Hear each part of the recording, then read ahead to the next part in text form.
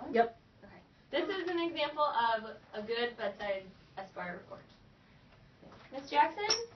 Yeah. Hi, I'm Jackie. I'll be your nurse today. Hi. Is it okay if we give report in the room? Yeah, that's fine. Okay, Maggie's going to tell me about you. Okay. All right. This is Miss Paula Jackson. She came to us on the 3rd. She's a 44-year-old patient of Dr. Musiala. Dr. El Coley is following her, and Dr. Contrilla as well.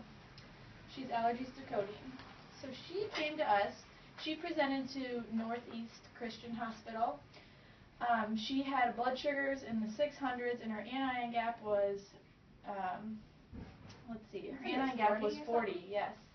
And they did not have any ICU beds available, so she got transferred to us. She presented to them with nausea and vomiting, polyuria, polydipsia, and so she was diagnosed with DKA, and she was admitted to our ICU, 3I.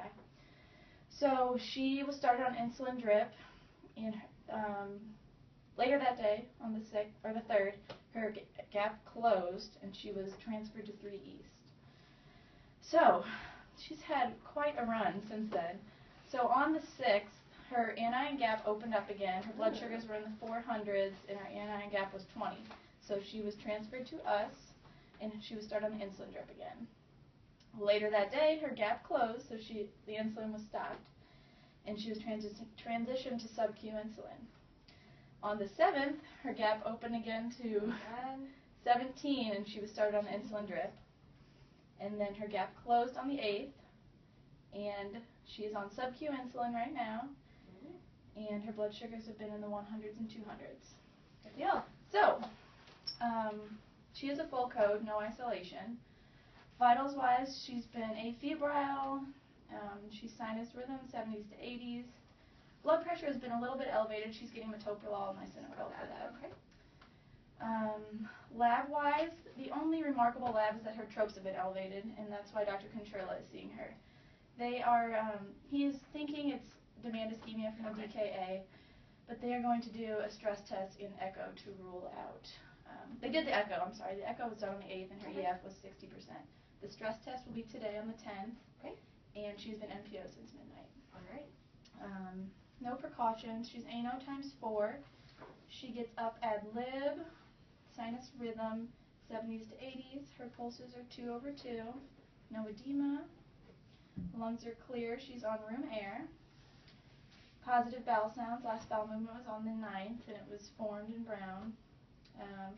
She is normally on a diabetic diet, but she's been NPO since midnight. She has had problems with the nausea and vomiting, but none for me this shift. She does have PRN Zofran if she needs it. She voids in the bathroom, and there is a hat in there, and it's been clear yellow. She has a 20 in her left hand from the 7th, and she has half normal saline going at 75.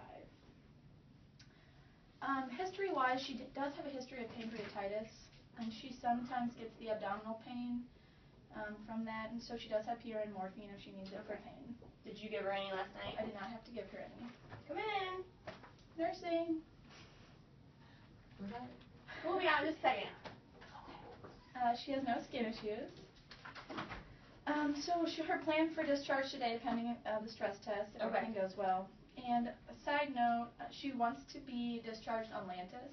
Okay. She's currently taking Levemir at home, so if there's any way a Yeah, like diabetic the educator could come. No, ever since I've been on the Levemir, I've had this issue. When I was on Lantus, I didn't go into Oh, okay. We'll talk to Dr. Musiala about it today. Did we miss anything? No. Do you have anything to Anything add? you want to add?